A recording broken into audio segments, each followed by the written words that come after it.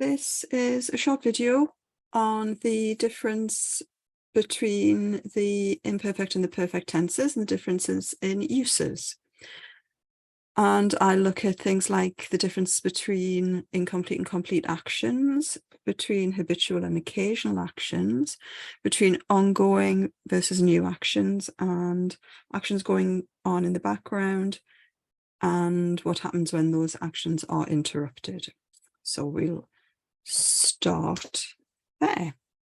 So incomplete versus complete actions. So you would use the imperfect tense when you're talking about an action with no specific ending. So for example, j'allais en France, I was going to France. Je mangeais beaucoup de chocolat, I was eating a lot of chocolate. And with these, you can probably work out from the context as well when you would need to use the imperfect tense. Contrast that with a set of actions which begin and end in the past. Je suis allé en France. I went to France. So you've been to France and you've come back again. J'ai mangé beaucoup de chocolat. I ate a lot of chocolate. That is an action which is finished and ended in the past. Secondly, habits versus occasional actions. An action which happened often in the past. So that in English, we may say used to. J'allais en France souvent quand j'étais petit. I used to go to France often when I was young. So that was a repeated action, something which happened more than once. Je mangeais beaucoup de chocolat. I used to eat a lot of chocolate. Quand j'étais petit, je mangeais beaucoup de chocolat. When I was little, I used to eat a lot of chocolate. So again, it's this used to, a habitual action in the past. As opposed to a one-off action or a set of actions, which is not repeated or is repeated a specified number of times. So for example, je suis allé en France 2 fois. I went to France twice. So I went there, came back. I went there, I came back, and that was it. J'ai mangé beaucoup de chocolat hier. So I ate a lot of chocolate yesterday. I'm not continuing to eat chocolate now. It just happened yesterday. So it's over and done with, and it's in the past.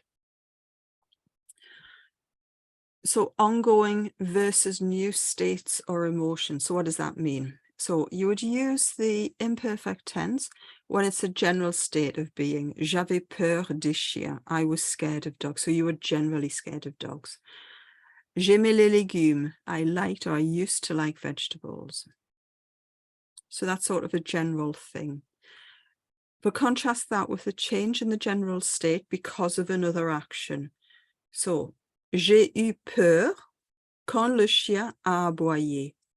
I was frightened when the dog barked. So I wasn't usually frightened of dogs, but when the dog barked, this changed the general state. So I became frightened at that point. Quand je les ai goûtés, j'ai aimé les légumes. When I tasted them, I liked vegetables. So I didn't used to like vegetables that much, but I tasted them and I liked them. So that changed the general state. Now, the difference between a background and an interrupting action. So we can see this when there's a background description, which is interrupted by a short action. So background description would be when you are describing something, what something is like, or what was happening. Je lisais un livre quand le téléphone a sonné. I was reading a book when the phone rang. So je lisais un livre. So I'm reading. Le téléphone a sonné. Telephone rings. And that interrupts the action. So that background action is in the imperfect tense.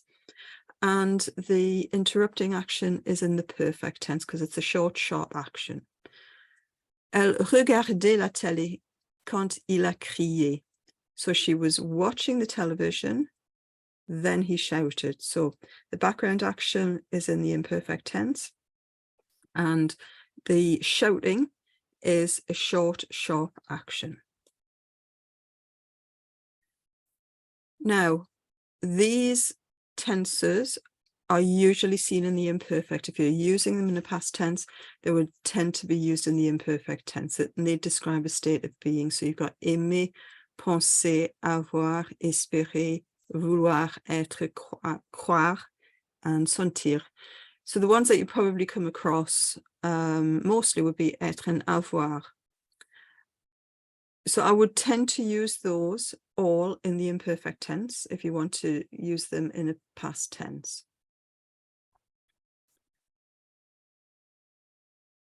However, they can be seen in the perfect tense when there's an clear indication of the start and the finish of the action. Je n'ai pas aimé le film. I didn't like the film. J'ai pensé à lui. I thought about him. So these are actions which are fairly short acting.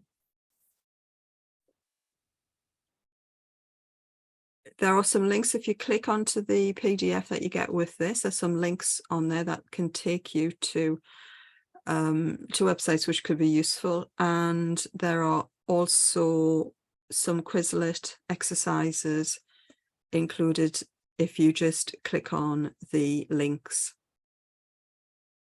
on the PDF that you get with this video.